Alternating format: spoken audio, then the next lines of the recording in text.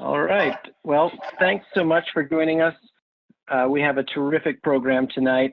These circumstances that we're all living under are so unique and can certainly have a significant impact on college recruitment and the college entry process. We have a terrific panel of experienced Maccabi alumni coaches who are going to be with us tonight. And we also have a terrific moderator in Leon Lifschutz. Leon is a lecturer in sports management at the University of Vermont. He is the assistant director of club sports there at UVM. He is an assistant ice hockey coach for the women's team at St. Michael's College. He's a Maccabi USA alum, director of the Maccabi USA Development Academy, and he will be the Team USA head manager at the 21st Maccabiah, which is taking place in 2022. So without further ado, I give you Leon.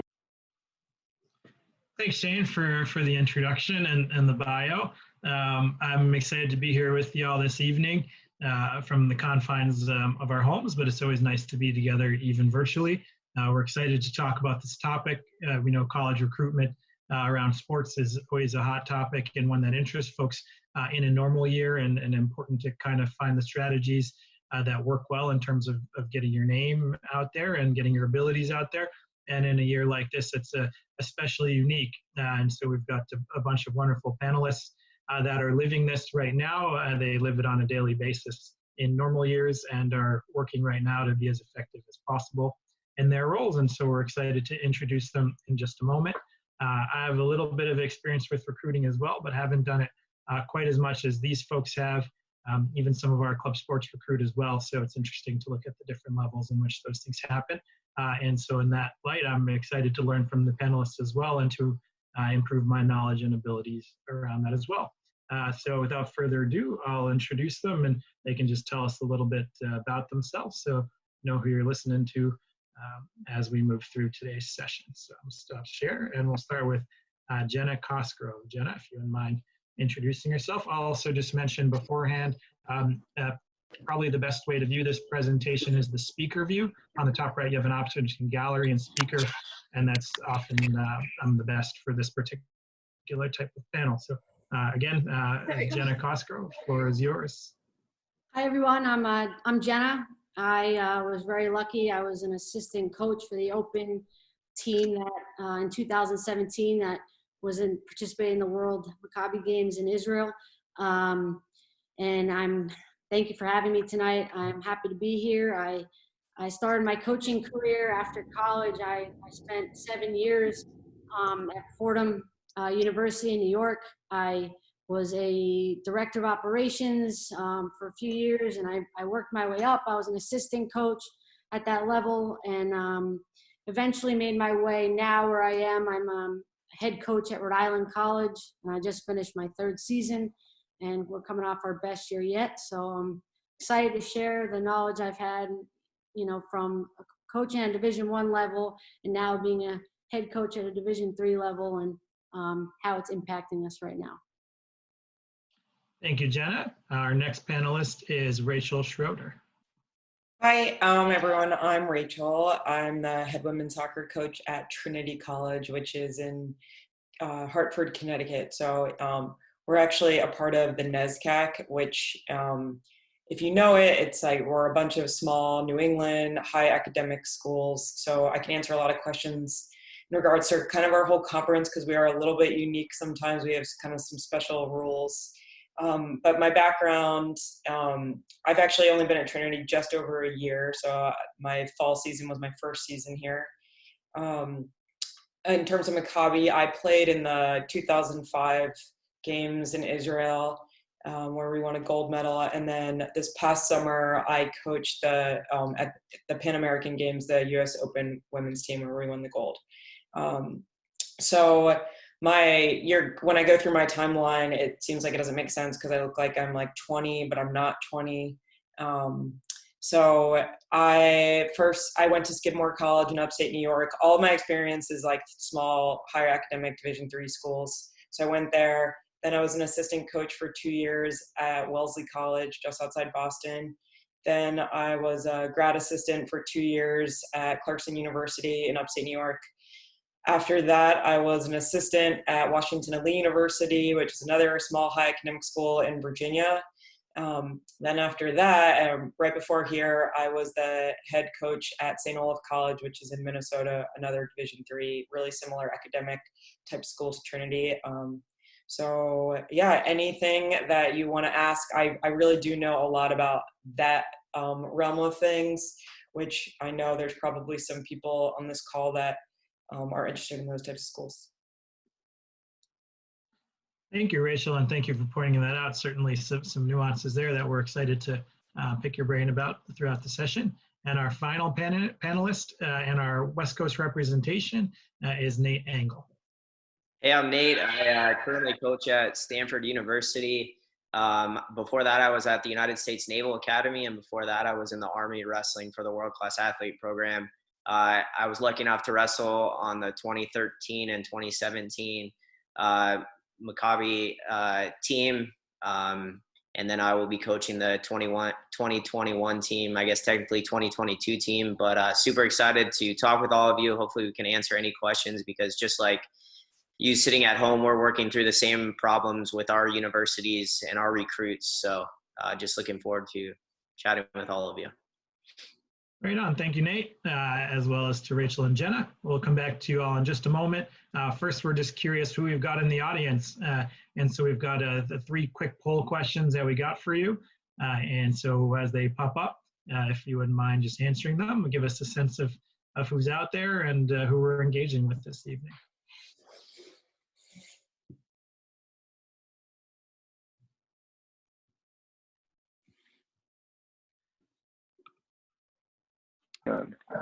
I think I need to take away your co-hostship, Leon. Don't feel bad. Let me see if that worked. For some reason, the polls are not working. Maybe one of my colleagues is logged in, and that's preventing me from doing it. No worries. No poll questions. We'll figure out who you are later. But thanks for joining us. And with that, we'll jump into our first question. Our first question this evening is, share with us some of your recruiting strategies and practices in a typical year. So tell us a little bit about how you do that in a normal year. So we'll start with Jenna first on this question. And Jenna, if you wouldn't mind just sharing us some of your typical recruiting strategies at Rhode Island College. Yeah, it's a typical year. This is an exciting time. I love getting out on the road. So, typically this time our season will end, hopefully around early March. And then we're on the road all spring watching AAU basketball club games and into the summer, especially that July period. So, that is what's typical. It's getting out, and I want to be able to get out and see a prospect live. And then of course that's developing the face-to-face interaction, which really does help. So obviously that's in your typical year, which is why I think this call is great, because it's complete adjustment right now, especially not knowing if I'll be able to get out on the road, not just, the whole spring's gone, but if July's gone as well, for those that are, winter sport athletes, or especially basketball, that's eliminated. But that is the majority of what goes on in a typical year. The initial process for recruiting, especially for that upcoming class, starts the spring and summer, and then you really make those, the connection between an interest with the prospect and an interest. We develop the interest, and that starts in the summer. So there's got to be, and that's, we'll talk about what we're doing next. I'll let the other Nate and Rachel go, but the face-to-face is what is my biggest strategy. Live eval. Thanks, Jenna. Rachel, if you wouldn't mind hopping in next and telling us a little bit about a typical year for you. Yeah. So I would say most people, especially looking at schools like Trinity, we start off by people reaching out to us first. And so for soccer, and I know it's really similar on the men's side too, Our timeline is a little bit earlier than some other sports. Like I know basketball is a little bit later than ours. But typically, like I'll be going to showcases, to tournaments, like all around the country. Sometimes, like I know if you play soccer, Development Academy stuff, now that it doesn't exist on our side, but ECNL, but we make sure we go to everything as much as our budget affords us to. And before I go to an event like that, I build my schedule based on everyone who's reached out to me. So I make sure that everyone who's reached out to me, my assistant and I, and we can't always watch everyone, but make sure we watch those people. Make sure we watch the oldest people in that, specifically anyone who has, like, if they visited before, if we know academically they're a really good fit for our school, that's really important. So there's certain things that are like priorities where I know, like, okay, there's no way I'm going to be able to watch all 100 people that wrote to me. So what is it that makes them different? You know, do I know that, like, and my whole point is I want to make sure that the time that I'm watching players is really worth it. So I want to make sure I'm watching someone who probably has a really good chance of ending up being really interested in Trinity and being able to be admitted. So that's part of it. The other part that I do while I'm at those events, I then, while I'm at those games, will reach out, like write different names down, and then I might reach out to players who I think stand out. So it really does revolve around the people who are first interested in us. Then from there, I'll reach back out to players. You know, typically I'm watching juniors most of the time. That begins like fall of junior year, winter junior year, and specifically spring and summer are the biggest time. So obviously that is really difficult right now for us. And then at that point in our conference, we have like an early read date. So what that means is we need to know all of your academic information. We can submit it all by July 1st, and that's like across our whole conference. And then based on that, they let us know if you're someone that we could support, how it would look if we want to support, and then the coach would get back to you and let you know. So for us, and I know for a lot of programs in my conference and a lot of schools like us, we are really looking at people to apply early decision. So usually for us, like by late summer, early fall, I have a pretty good idea of who's going to be in my class for the next season. Yeah, thank you, Rachel. And I definitely think that the academic reading part's an important nuance to realize from your conference and some others. So thank you. And finally, Nate, if you wouldn't mind sharing with us a little bit about what it looks like for you in a normal year. Yeah, I mean, for us, obviously we can start talking to athletes, starting like in June of going into their junior year. So that's really big to make that relationship with the recruit and the parents, just so we can build that and make you feel comfortable with coming, to whatever school you choose. But a big thing for us is going to national tournaments in the summertime. But also starting in June is really getting your grades and your test scores, and hopefully you've tested early because that's a huge thing with a place like Stanford is they want to see that you've been taking honors and AP classes early on if your school has those types of classes, and then also doing well, having a lot of A's and B's. So that's a big thing. And then also working closely with our advisor to make sure that you guys are in the right classes.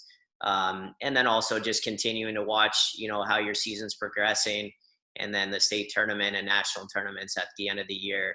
And then you'll start applying usually in the summertime or early fall.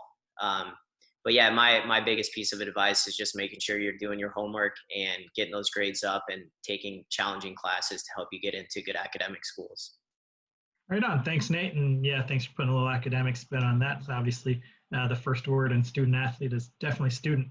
I think we're going to try that poll again one more time before hopping into our next question. So give the floor to Shane and see if we can get that to work.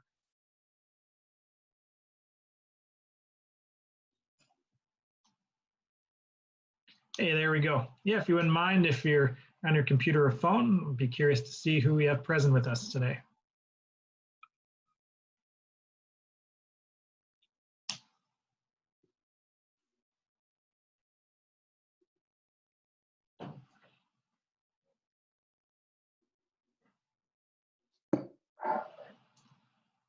All right, a couple more votes to get in.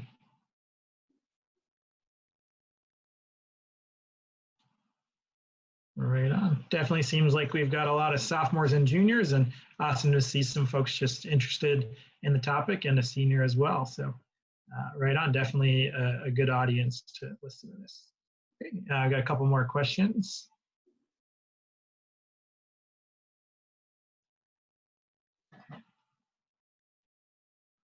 Just curious what folks have been up to. Certainly I've not been up to much. I'm in that last category. But curious what our athletes have been up to, and maybe some of our observers as well.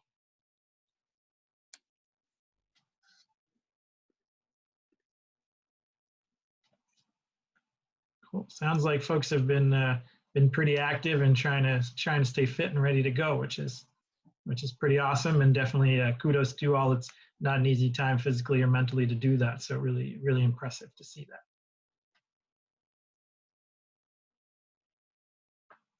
All right, we got one last question. Definitely realizing this doesn't quite apply to everybody, but to our athletes and parents of athletes, curious where you're at.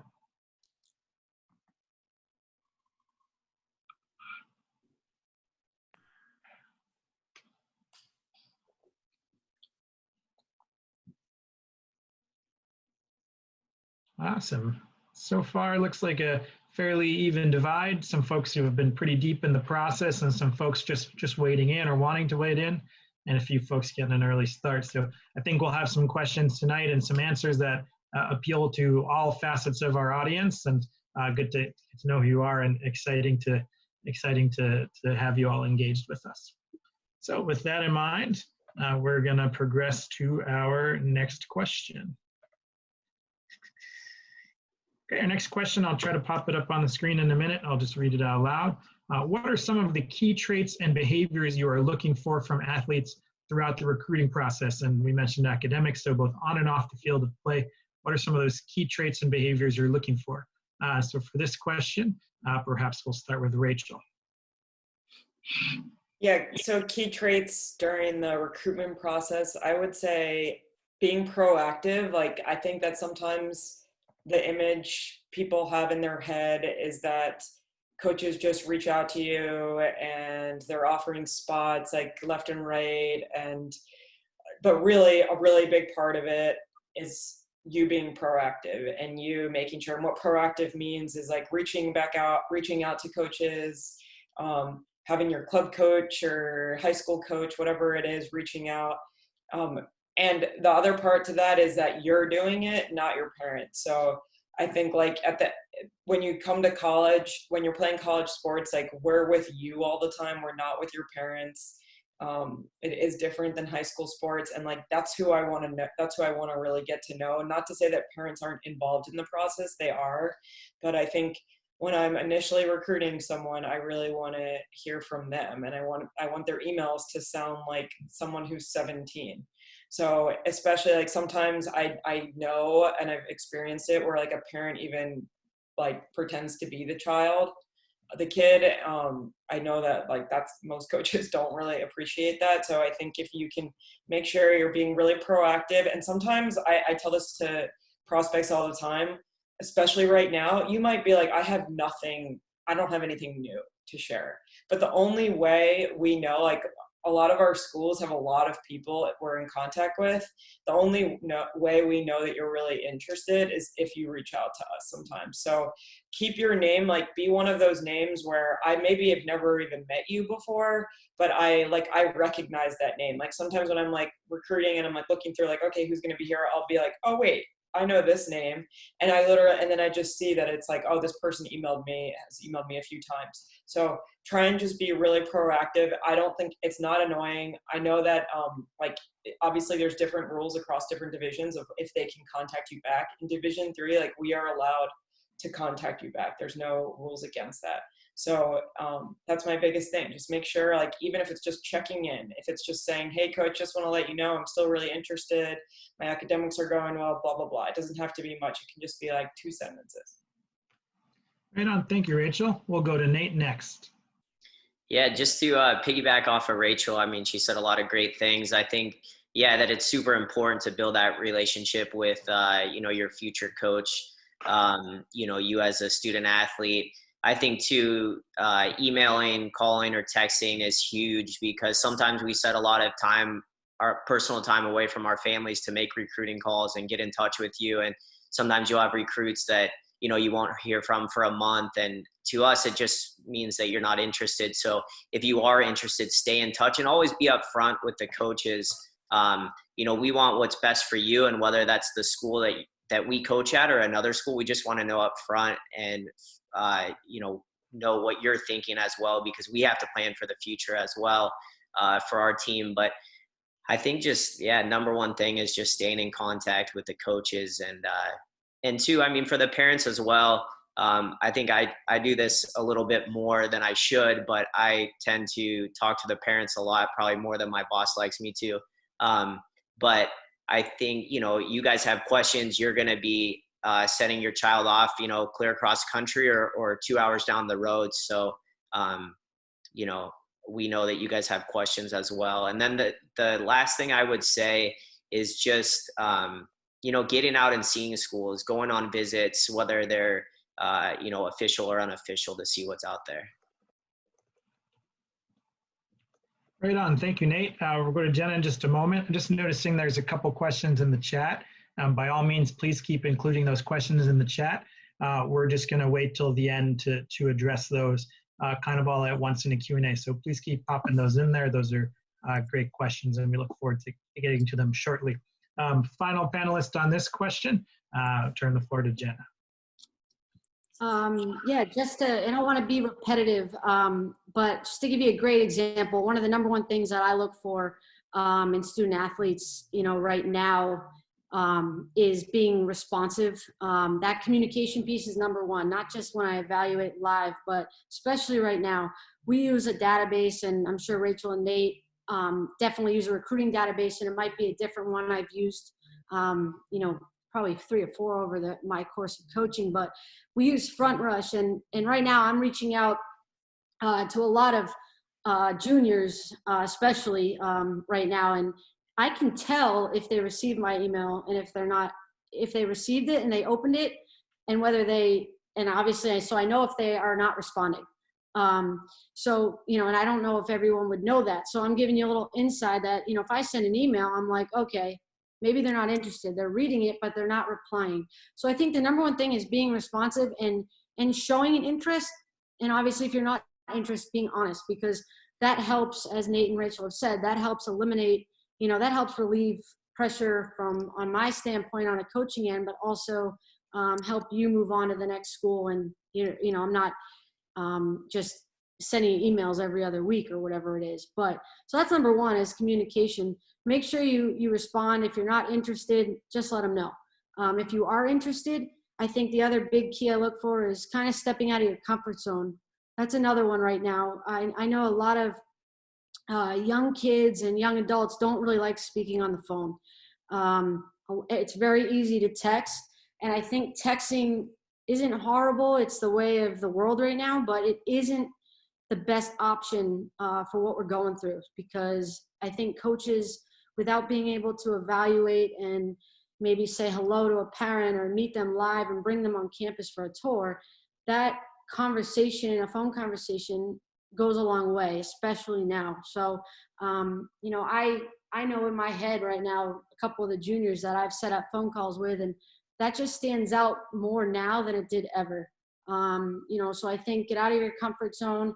I spoke with a kid last week, and I was very impressed, more than I am typically, because they asked a bunch of questions. So they prepared for that phone call. They researched myself. They researched our school, researched our academics, and they asked a lot of questions. So that's really key right now. You know, I think a lot of coaches are also willing to get on a Zoom call, and that might be uncomfortable, but that's just being open-minded. So I think that's one of my biggest things right now that, you know, I would say, besides being extremely responsive and communicative, is to be open-minded. Thank you, Jenna. Yeah, those are some really wonderful tips and things for hopefully our athletes listening in to keep in mind. We're going to go to our third question. And the third question here is sort of our last general question before we get into into stuff a little more specific to right now. So we've addressed this a fair bit in these last two questions, but maybe if you have one or two last key recommendations you'd make to any athlete looking to be recruited, just one or two last little tips or points of emphasis. And so we'll start with Nate on this question. So Nate, any thoughts you have? The floor is yours. Yeah, I mean, I think Jenna and Rachel have said a lot of great things. So definitely what they've been saying too. But I think for not just wrestling, but in general, it's just, don't be afraid to reach out. Don't be afraid to email coaches. If you email the head coach, I know our head coach gets a lot of emails, so email the assistant coaches. It takes us, doesn't take us very long to read an email and send something back, fill out the questionnaires, like they said in the previous question. But, don't be afraid to reach out. There's so many schools out in the country that some of us have never even heard of that offer opportunities for student athletes to go to school, to play at the next level, and to get an education, because that's the number one reason why you're going to college. Thank you, Nate. Yeah, great thought. We'll go to Jenna next. Yeah, one thing I can just tell you is very similar to Nate, but create that target list. Just to keep it real right now, like this is my full-time job. So I'm sitting at home, I have plenty of time on my hands, and this is my job. So when I get an email from a recruit right now, I'm opening it. It's very helpful to give as much information. I'm not talking, I wouldn't, for myself, I'm not gonna, you can write all the awards and everything that you've gotten over the years, but I'm much more inclined to be interested in watching a highlight video. If not just a highlight video, then a full game video. I think that's really important. I think that there's a lot of time right now where maybe if you don't have one, reach out to your high school coach or club coach and they can help you create one. You can also utilize different free recruiting websites to get your name out there. But this is what I'm doing. So anything that's coming across my inbox, I immediately am putting that in a folder and I'm reaching out, and probably more than ever, I have the time to be able to really analyze the video.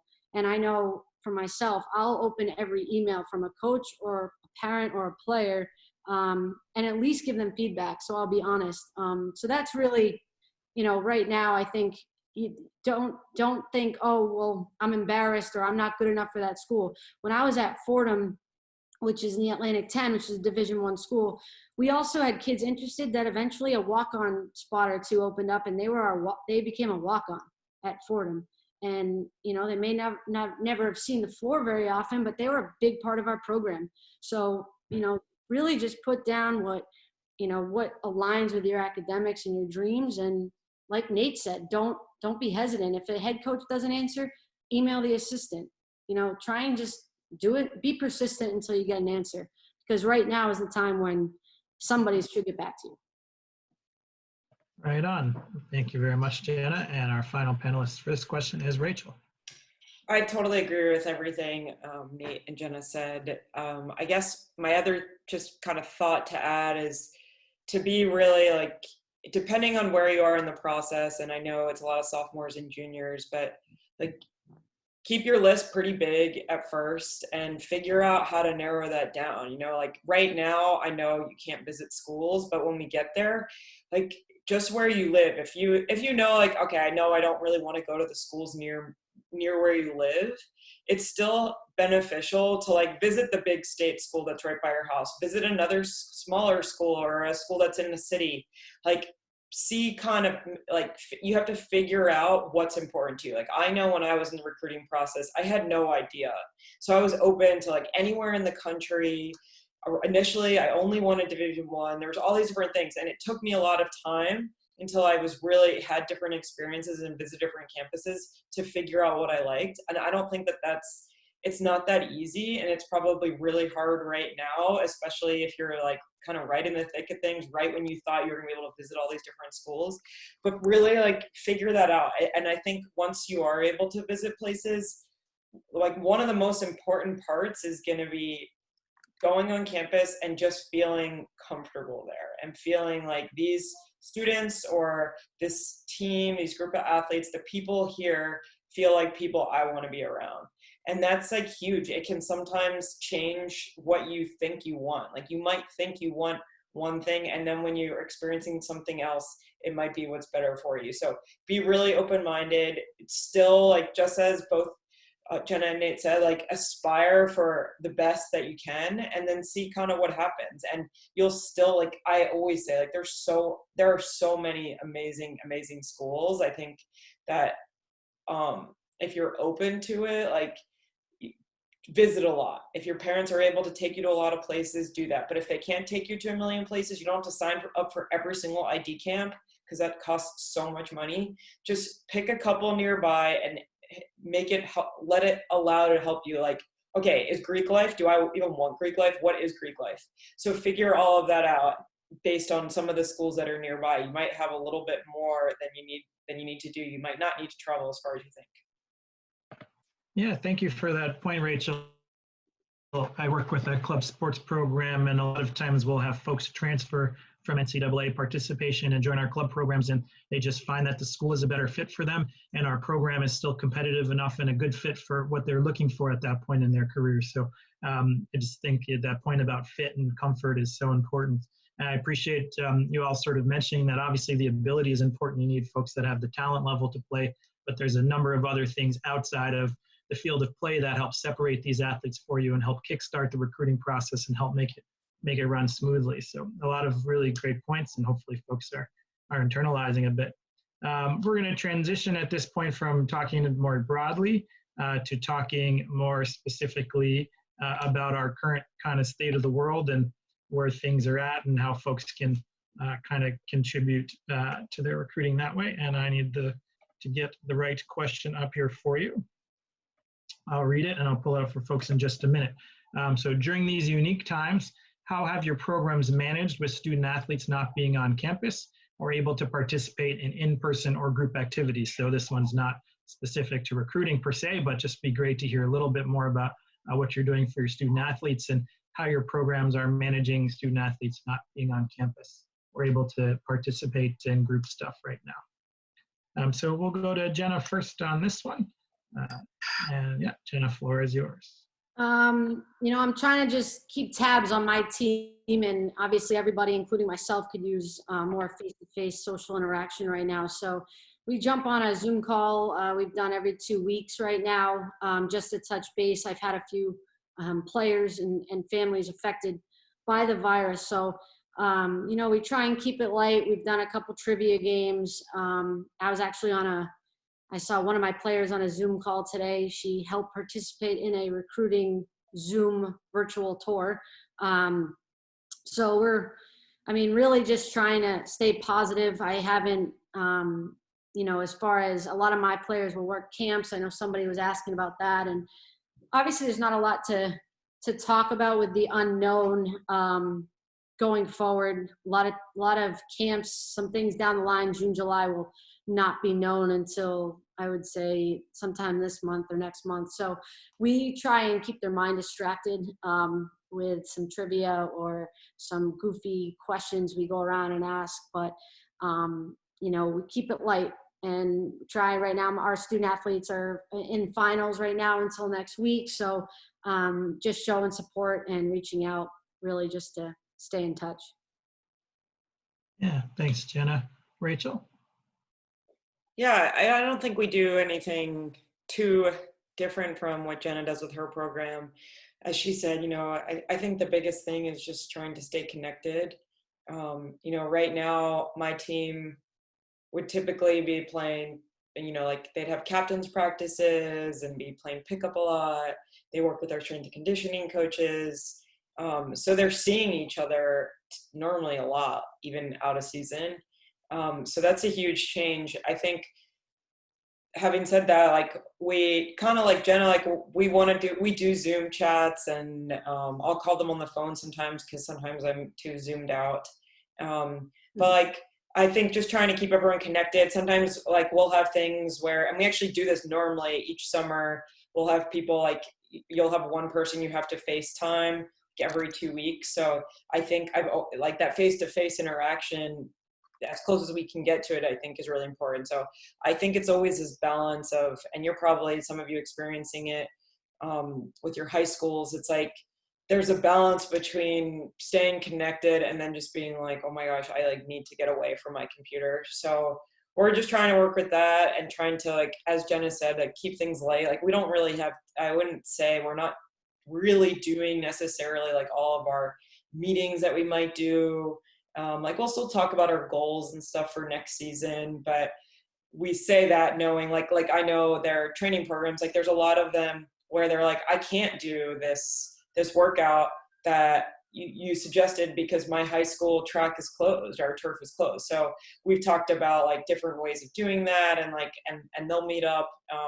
So I don't think anything is like so unique. I think just the biggest things that we do are just try anything to stay connected without having it be too much, because it's already like with classes and stuff like that, I think sometimes it can be a little bit too much. Yeah, thank you, Rachel. Nate, any parting thoughts on this question? No, I mean, I agree. Same stuff, Zoom calls and just texting and just staying engaged with our team so that they know like they're not the only ones out there. Because I think sometimes when you take, wrestling in my case has been taken away, and that's what I'm used to doing every single day. And I think sometimes it can be like even depressing. So I think just making sure our guys are, our team's doing all right at home and that they're going through the same stuff that we are, but knowing that, hopefully there's an end when this is all over and we get back to normal business. So just staying in touch, making sure they're doing all right.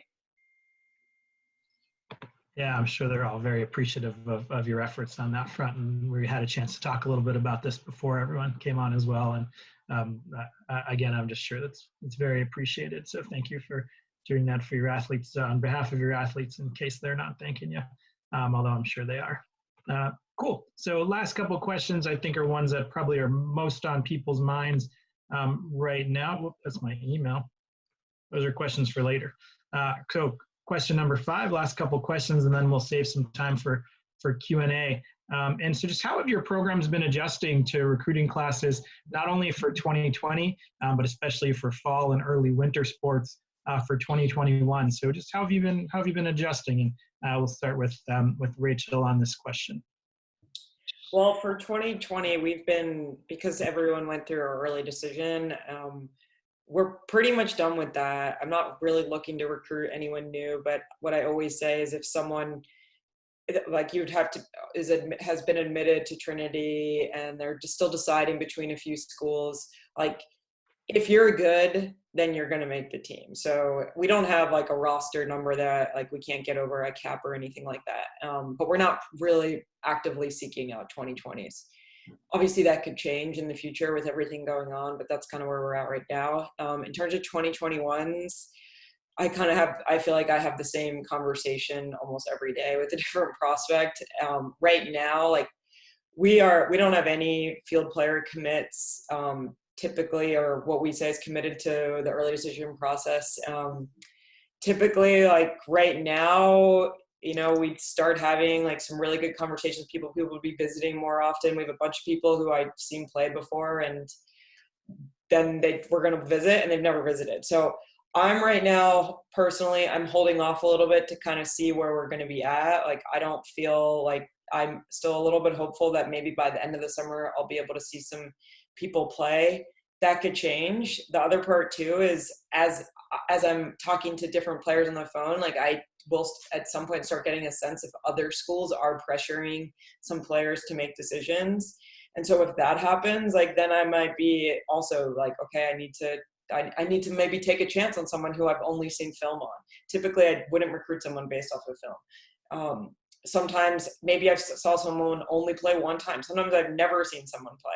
So right now, I think we're all just kind of waiting it out. I don't know if that's going to change like in the next month or so as we really figure out if we're going to be able to see players play. But I know right now on my campus, someone I know asked this question, we still have our July one-day ID camp. It's the end of July. But I don't know, our other two have already been canceled before that. So I don't really know. I think certain schools, they've just cut off all camps for the whole summer. And then coaches like me, where their school so far hasn't said anything, we're keeping it around. But I also don't want to be at a point where I'm like, okay, well, it's not really fair to offer this ID camp and this family isn't comfortable sending their daughter there. Like, we're not going to be in that situation. So we're just kind of right now, like, playing it by ear with the 2021. So I'm not rushing it right now. I'd rather just have the process be a little bit later if that's what it needs to be. Great. Thanks, Rachel. Nate, some thoughts on your end? Yeah, same thing for us. 2020, we're usually done with that senior class by about December, just because of admissions and all that. But 2021, you know, we're still talking heavily to a lot of recruits, getting to know them better, even more so than just watching them wrestle, because just get to know what they're about on a more personal level than just, you know, how great of a wrestler they are, because they got to be a good fit for us. I think, you know, like they said earlier, all of our camps are canceled. We don't even know when we'll be starting in the fall. We've had talks of being online in the fall to start, or 50% of campus coming back. But I think, you know, for you guys, the big thing is just, you know, trying to do virtual tours of campuses and stuff like that. And I know one of the coaches mentioned this earlier, is really doing your research on those schools. So when things start to open back up and you can go visit places, you have a ton of knowledge, you know, to see basically where you want to go and narrow it down. And always remember too, that it's your recruiting process. One of my assistant coaches said this 2 years ago when I got to Stanford, and I thought it was really good, is it's tough because as coaches, we have to know where you want to go to school, not very early, but, you know, as we get closer to the deadlines, because we have to fill our recruiting classes. But remember that it's your recruiting process, and that, you know, don't necessarily let people pressure you, because you want to find the right home for you.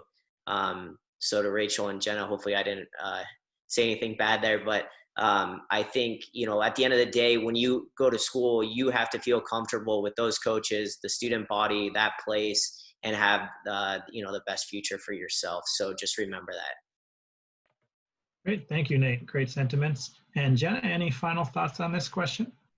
Yeah, I mean, 2020, we wrapped up a little bit, but I still have a prospect that didn't necessarily get a scholarship that I just did a Zoom call with today. And the way my staff and I have prepared to adjust during all this is, first, I've become more creative. I've learned to put a lot more effort into some graphics and creating a virtual Zoom presentation. And, you know, a lot of schools have had the time to do this. So, you know, if you get in contact with a coach, one thing I can recommend, like, we prepared a highlight video that if someone's never been to our campus and you watch this highlight video, it will give you a sense of our campus, our academics, just our student life, but also a good glimpse into our program and what, you know, what our basketball program is all about. So ask those questions, but for the 2021 class, which right now is where we're most affected, I mean, a lot of it is, I'll be honest, and that's why I threw in, I'm not sure if they're free. They're free for me to get these emails all the time, but more than ever am I inclined to get an email from a recruiting site or go on a recruiting site and kind of plug away than I don't usually utilize those. So I guess one of my recommendations is, I mean, use all your resources. So there's a lot of these recruiting sites I know, because I get emails where you can kind of take a questionnaire that matches up your academic interests and what you're looking for in a school.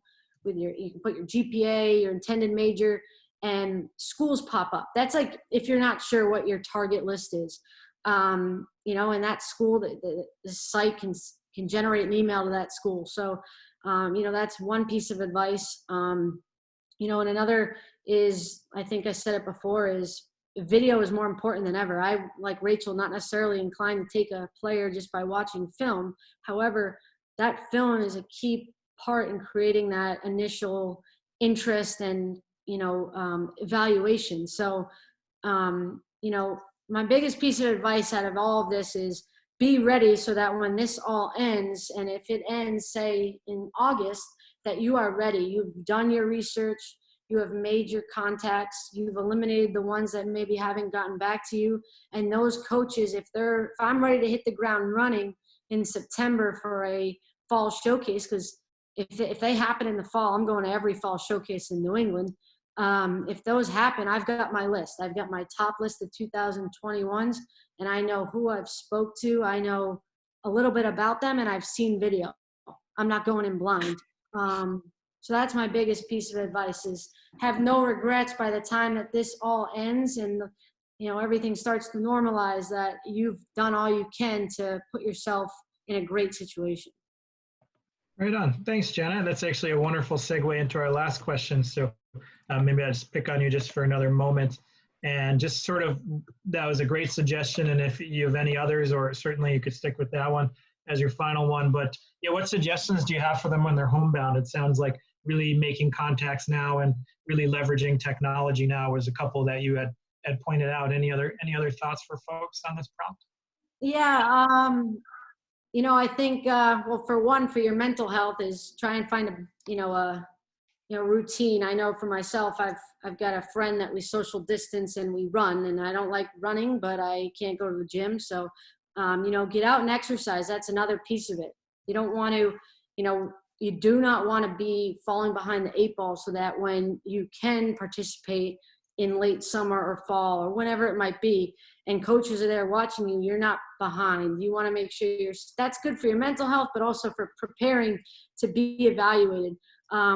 But the second is, once you have the free time, instead of playing video games or, watching Netflix, familiarize yourself with iMovie and creating that highlight video where, there's other websites. There's some Canva, which I've familiarized myself with, a technology website where you can create ways to promote yourself. Almost, you've got to be your own self-promoter now. You've got to really separate yourself from everybody else. So that's really kind of, I'm not good with technology and I'm not creative. So that's one thing I've tried to do in this time to, at least promote our program better, things I didn't used to have time for, just because we're selling ourselves to student athletes, just as you're selling yourself to a college. So yeah, do anything you can to make yourself stand out. Great, thank you, Jenna. Yeah, Nate, some thoughts on this prompt folks can be doing now, especially the juniors and the sophomores? Yeah, I think somebody asked this question and a couple people have responded, but just going online to each college that you're interested in and filling out questionnaires, because I know a lot of them are very detailed. And if you take the time to fill those out and put all the details in there, because if I get one and it has like 2 things filled out, I love wrestling and here's my name and that's it, I'm probably not going to spend a lot of time on that person, just because I want to know more about you, not just as an athlete, but what you're interested in, major wise, just all that type of stuff. So filling out questionnaires. And then number 2, yeah, reaching out to coaches. It depends. I know for wrestling, we can't talk to you till you're going into your junior year, which is, I want to say, like June 15th now. It used to be in September, but they moved it back. So reaching out and sending those emails to the coaches is super important, because that gets you on our radar as well. I think just like Jenna and Rachel had said earlier, but that, and then social media too. I know every time that we see somebody follow our program, we go check them out and see as far as a recruit and that they're interested in, staying. I think earlier, Rachel or Jenna, or maybe both of you said this, but we're doing a lot of work on social media right now and putting our program out there, whether it's highlight videos or pictures or just anything to promote the program. But so follow your schools and see, because you can see a lot of neat things that are out there. Great. Thank you, Nate. Rachel, any final thoughts on this prompt? Nothing really new to add, except I've heard that a bunch of times. People, either their film is really old, or they don't have film to cut up, or they just know it's like kind of useless, or whatever reason. I think the thing to remember, and it's something I remind myself too when I'm thinking about recruiting, is like, we're all in the same boat. So it's not like someone who you're competing with for a spot at your dream school has been able to be like doing more than you. So of course, like, there are some people who were just really early on in the process and the coach saw them right away, something like that. But for the most part, a lot of people, if you're a 2021 looking, and I don't know exactly how that would work for Division I schools, but for 2021, looking at Division III schools, like everyone's in that same position as you. So there's most of the time when I look at film, I think she looks okay. She might be okay.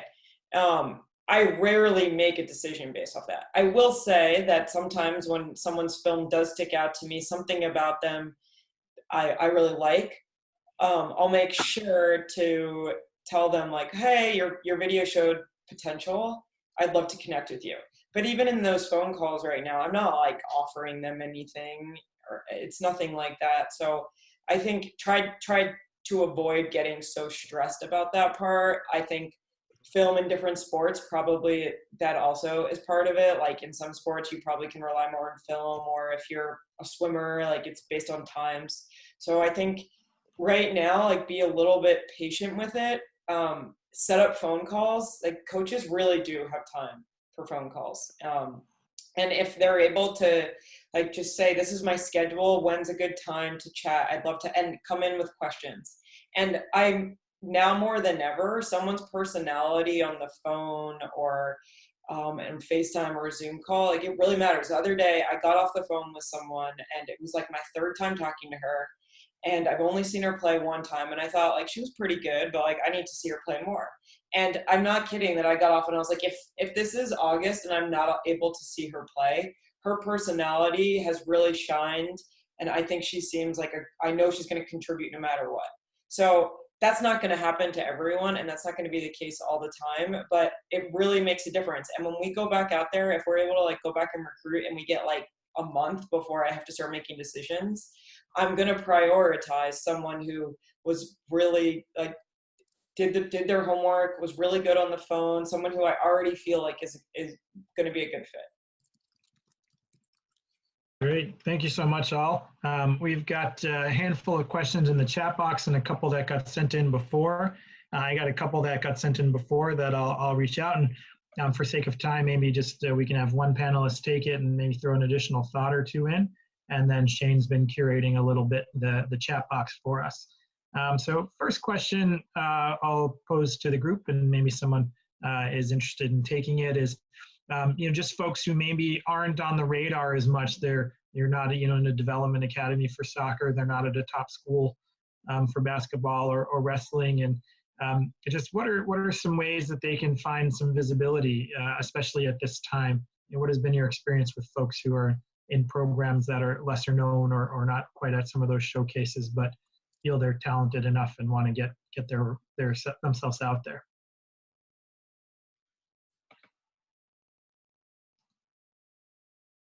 I think I'll just start. I think you got to have a like a support group. Like I think you got to sit down with, or not right now sit down, but call up your coach that's helping you, and they've got to be on board with what your goals are so that someone could vouch for you. I know, I spend a lot of time calling coaches and developing relationships with coaches. So if a coach calls me and speaks very highly on your behalf, even though, I haven't seen you, or maybe you don't have that highlight film, or you don't have even the minutes in a game to put together a great highlight film. But if a coach calls and really I have respect for that coach and we have deep conversation about it, I will give it a second thought, and I will probably have a conversation with you. So I think you need people in your corner to help you get where you want to be, and at least vouch for you. Cool. Maybe if Rachel or Nate have one more quick thought for that question. It seems like an important question.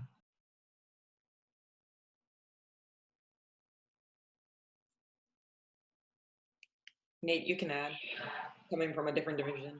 I don't know. I mean, I think Jenna hit it on the head. I mean, it's important when coaches reach out to us because usually they don't sugarcoat it. Hopefully anyway, but I think that, it's important for them to reach out to us. And obviously during the time it's hard. We can't go out and watch you play at this exact moment, but just getting your coaches and just getting to know you guys better is the most important, I think, rule right now in recruiting. Great. Yeah, thank you. Next question, and then we'll turn it over to Shane in the chat box from before the session even. I think we kind of answered this, but maybe make sure I ask it explicitly. Do you see any downstream impacts in sort of people choosing to take fifth-year eligibilities or different things like that? What do you think this will impact the 2021 or 2022 classes at all? Obviously, it's a little early to know, depending on what sort of happens in the fall, but in your current sort of planning stages, do you see a downstream impact or kind of business as usual? I don't know. The answer is I don't know, which Fair I know enough. is not a good answer. Yeah. I have heard about that so far. I haven't heard any of like people from my team asking about that, but I've heard about it from other people in our conference, like other coaches, that some of their players have said things like that. So it could. I think the answer is it could impact the next few classes. One thing I wonder, I have no idea, but one thing I wonder is like, will there be certain rules about that? I don't know. So I think everyone's trying to navigate it. Like colleges are having serious issues judging what their enrollment numbers are going to be. So like and there's for so many reasons, sometimes it could be financial reasons, sometimes it could be for athletics, a rising senior doesn't want to use their senior year on a season that maybe won't happen, or maybe will just be different than the typical season. So there's just so many unknowns. The other unknown, it's just like, there's just so many pieces to it that, like abroad, I know one of my players was supposed to go abroad and she's not going abroad now. So that really changes it. I thought that this person wasn't going to be part of my team anymore, and now she's asking to be a part of it again. So there's like a lot of things that have changed with this, and I don't know if we can really predict it. I think we can make different guesses, and probably some of them will happen, but I don't know if we know an answer. Yeah, I think that's very fair to share at this point. So thank you for putting it quite articulately, Rachel. It didn't articulate very well. I think quite a few of our questions in the chat box, our panelists have been very gracious in addressing quite a few of them. I just put it out there. If there's any ones maybe that we missed or ones that you want to put out to the group, just please pop it in the chat box now as well. See, one question is, do coaches look at athletes' NCSA profile? I'll share that if it was a decent video. I've definitely reviewed personally NCSA profiles. It is a good site. Generally, it needs to have a video for me to pay attention to it. That's just me personally on the hockey front. Curious if other coaches have thoughts on that. Sorry, I realized that I gave a couple sites and I only went to 8 and not everybody, so I just put it back in there. But I more than ever am looking at whatever comes through my inbox. So yeah, I mean, like we've kind of said throughout, this is the time, if anything, that anybody can be recruited, because it's free game right now. It's whoever's reaching out and making contact. It's not who's at a tournament and what tournament is a coach at. Why don't you ask me for this? We just got someone unmuted there real quick. Great. Sorry, Jenna, if you was that or all set or had some more thoughts? Yeah, I would say, I mean, just to go off that question, that I would look at it. I don't look at everything. I think a follow-up email, to be honest, sometimes I'm really not up to click on it all the time. So I think don't rely on it. I do think if I'm going to get an email from a recruiting site, NCSA or whatever, or an email directly from a student athlete, I'm more up to open the direct email. So I'm not saying now I have the time to open everything, but it's definitely the connection piece is much clearer and better. Your chances are better if just sending a direct email. And I think Nate said it, Rachel probably said it too, is don't just send it to the head coach, just send it to everybody. Get a bite on it. Yeah, I echo that as well. A lot of NCSA emails sort of look like spam. And so if you get an NCSA link with video and a personalized email, you're much more likely to say, hey, this kid really has an interest in my school. And maybe I'll check their profile and see what video they have on there. If it just sort of comes with a profile, this is my personal experience. If it comes with just a profile and it is a form email, I'm not too apt to spend my time on that either. I think we had a question, but it looks like it got answered and it got answered a couple of times around intro emails. And the suggestion is to the whole coaching staff, but to personalize them to each member of the coaching staff. So, throw a few extra darts out there, but again, the form letters tend to get ignored a little more than the personal ones do. So that's a great suggestion. I think we have time for one more question, and then it's getting late, at least on the East Coast. And I'm sure folks are starting to feel zoomed out at the end of their day as well, as some folks mentioned. But last sort of pieces of advice specifically for the 2022 class, which we didn't talk about quite as much. So maybe last piece of advice for them, and last piece of advice just in general for our high school athletes looking to get recruited. So maybe we'll start with Nate for this question. One specific for our rising juniors next year, and a general just recruiting tip for folks. Yeah, I think looking out what your options are and really looking out there. I mean, for wrestling at the Division I level, there's only, I think, 78 schools, actually 77 because Old Dominion just dropped.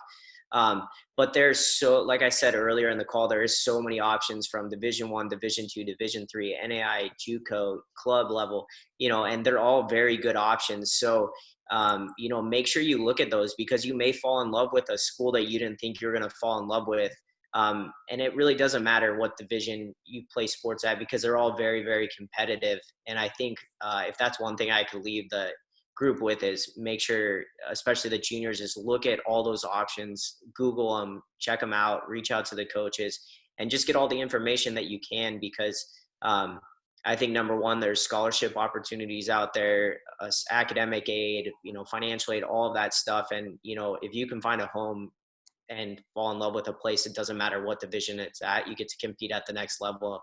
And I think that's an incredible opportunity. Great. Thank you, Nate. We'll go to Rachel next.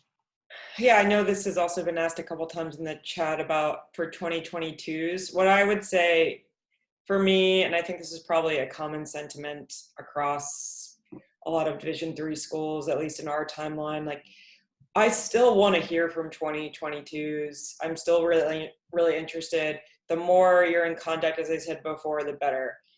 I will say that, like, right now, it feels not as important as like the 2021s. And it kind of always sort of feels that way. Like, you are focusing on what's next the most. But it's not to say that it's not that, like, if you're a 2022, if camps eventually can start in August or whatever it is, like, you should go, and you should go still visit the schools whenever you're able to do that again. But I would imagine, because I'm feeling this way, so I'm not positive everyone is like this, but I respond to all 2022s right now, but it's just like, it's not on my radar. Like, I'm really focused way more on 2021. So still reach out, still follow things on Instagram, still ask, hey, in the future, I'd love to set up a call with you, whatever. But I think just where we're at right now, like, we're just trying to navigate how the heck are we going to figure out with things with 2021s.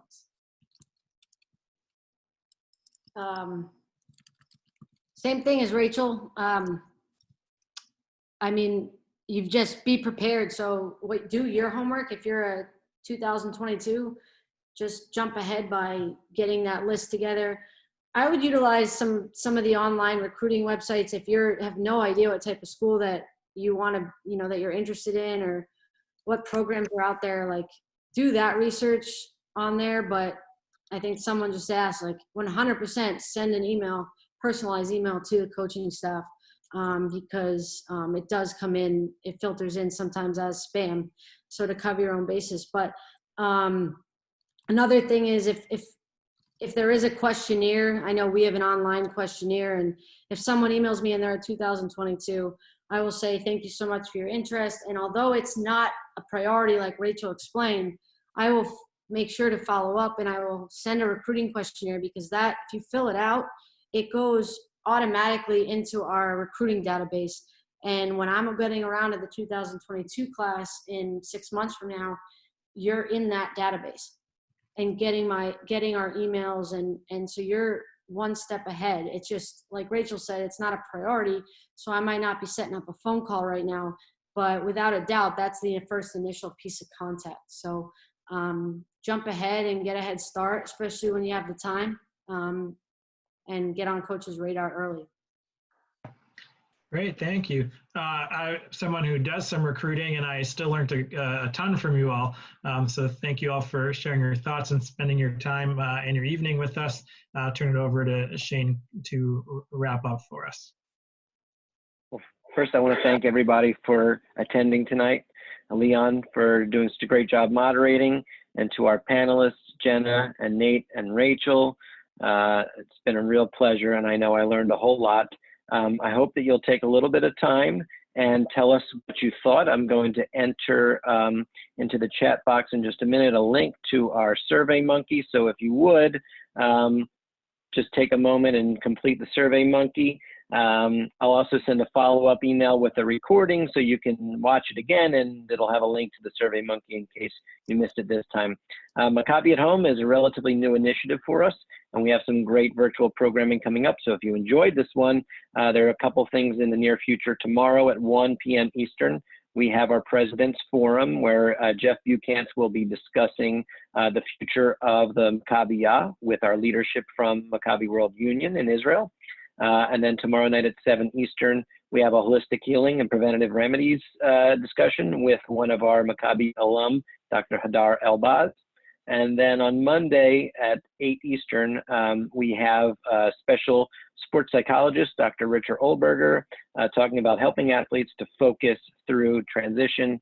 And finally, Tuesday, the 12th at 8, we have the Maccabi USA Sports Show featuring Don Garber. He's the commissioner of Major League Soccer, along with Jeff Agus, who is a Maccabi USA alum and veteran soccer player. So it's been a real pleasure spending time with you. I see, thanks again to our panelists. They're still chatting in the chat box. You guys have been so responsive, and Rachel put her email up there, and it's been real wonderful spending time with you all. It's been a real informative evening. So thanks so much.